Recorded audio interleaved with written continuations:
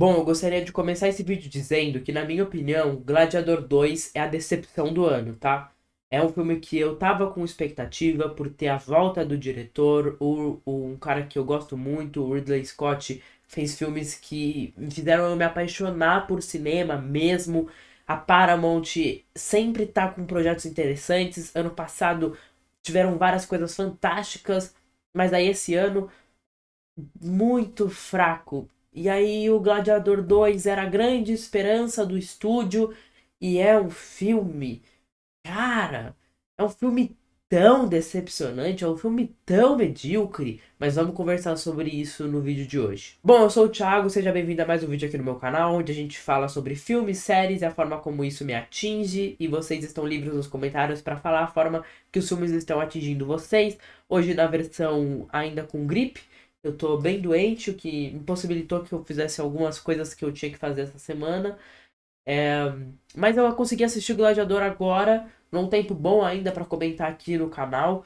E eu fiquei pensando muito sobre a proposta desse filme, fiquei pensando muito sobre as minhas expectativas com relação a ele, porque o Ridley Scott, diretor, ele tá apanhando bastante da crítica por alguns dos seus projetos, como o Napoleão e o Kazaguchi, e eu não vi nenhum dos dois. O último trabalho que eu tinha visto dele, se eu não me engano, foi o último Duelo, que eu achei bem legal. Eu achei o filme bem legal. Eu lembro que eu fui num cinema péssimo da minha cidade, comer uma pipoca, que foi a pipoca mais horrível que eu comi na vida, mas eu achei um filme bem interessante. O Adam Driver e a Judy Coomer estão fantásticos nesse filme. Então eu tava com uma expectativa pra ver o que ele ia fazer com Gladiador 2. É um elenco que eu gosto muito, principalmente do Paul Mescal. E aí, eu até pensei no começo que esse filme iria fazer uma coisa que está acontecendo bastante com as sequências atualmente, de desconstruir o mito do primeiro filme. Como Coringa 2 fez, por exemplo, mas que você pode observar que vem acontecendo bastante quando a gente pensa em sequências de filmes que foram lançados faz bastante tempo, o que eu acho um pouco deselegante, para ser sincero. Mas o Ridley Scott poderia ter ido para esse caminho, já que o filme começa com o personagem principal sendo colonizado pelo exército de Roma, uma posição diferente do início do filme clássico, né, do Gladiador dos anos 2000 e que foi tão premiado. E aí eu pensei que o filme talvez fosse questionar essa questão do Império Romano e do seu legado e dessa Roma dos sonhos. Mas não, o filme questiona isso de uma forma básica. Basicamente, o filme é um arroz com feijão, mas. Nossa, cara, que, que filme ok, assim. É um filme que você com certeza já assistiu 1 milhão de vezes. É um filme que ele se apoia nessa jornada do herói clássica, sem qualquer tipo de mudança. Ele tenta criar um apelo emocional em cima da perda do personagem principal, que é o Lucius, usando como suporte o primeiro filme, mas nenhuma das muletas funciona para você criar qualquer laço com esse protagonista, que é um personagem genericaço, assim, é um cara comum da bola, você não se importa muito com ele, na verdade, eu não poderia me importar menos. A ligação dele com os pais é até um pouco interessante, mas como o filme anterior saiu faz tempo, ele tem uma tática de usar uns flashbacks do filme antigo, e aí é uma breguice danada. Tem umas câmeras lentas que também é uma breguice danada. Pra mim, o pior desse personagem é que a gente em nenhum momento tem uma certeza sobre a sua força. Então ele ganha ali as batalhas, mas ele não ganha com confiança. Você não tem ali nenhum tipo de prazer assistindo aquelas cenas de luta, sendo que o objetivo do filme é trazer o entretenimento quanto a essas cenas de luta.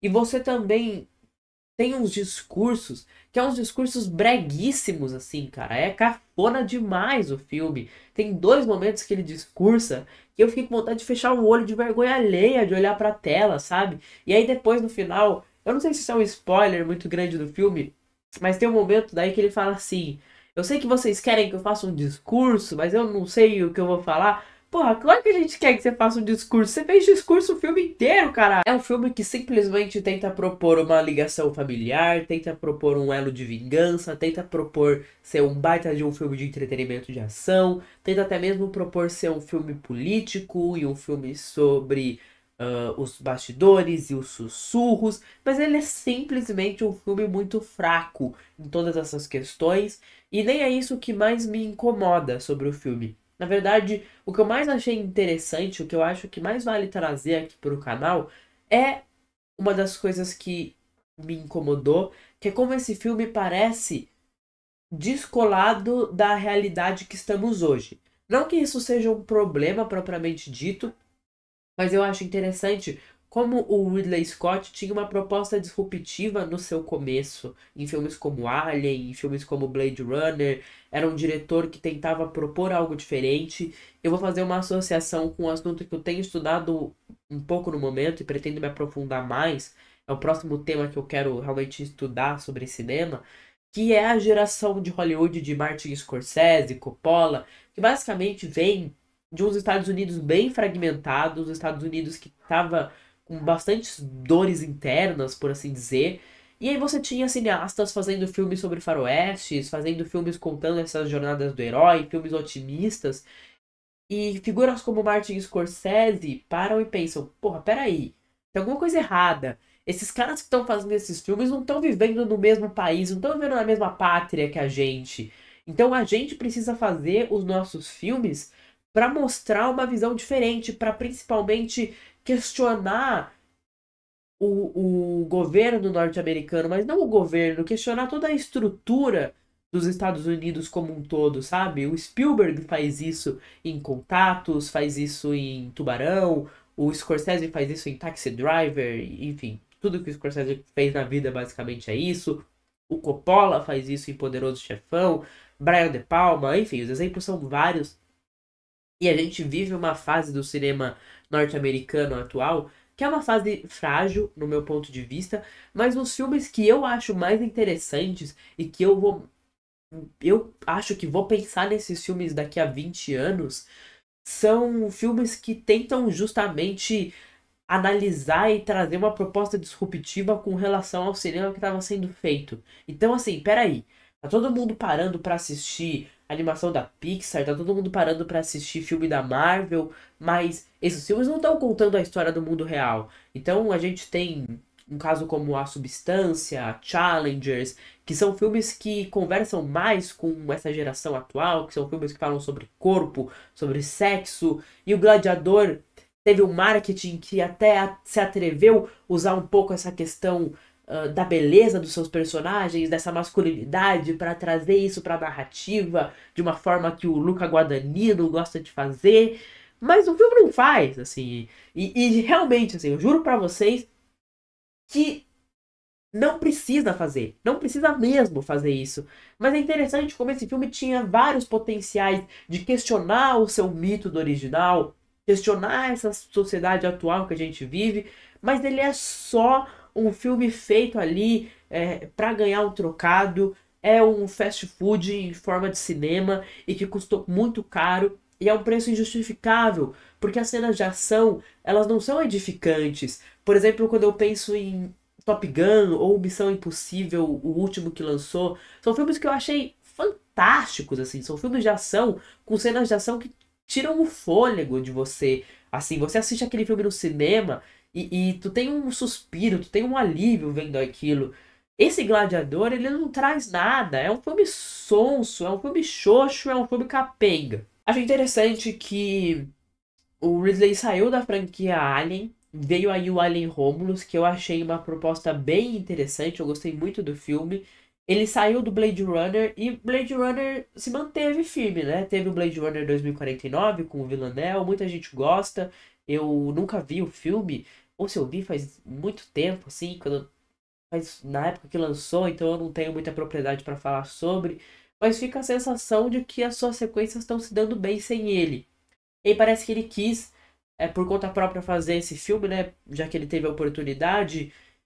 Mas parece o cara no piloto automático. E não é o Ridley Scott que eu me apaixonei assistindo os filmes que ele fazia nos anos 70 e 80. E até mesmo o próprio Gladiador, que eu não acho sensacional, mas é um filme interessante. E não posso não comparar com Megalópolis do Coppola, que é um filme que traz a Roma antiga para os dias de hoje.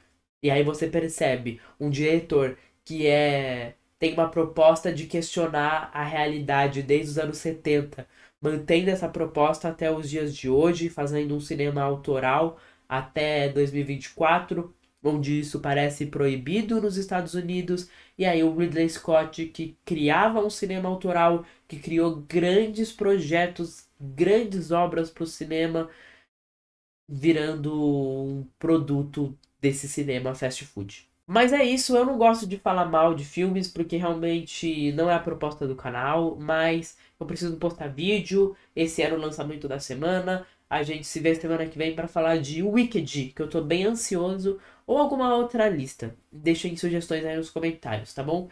Eu te vejo na próxima, um beijão.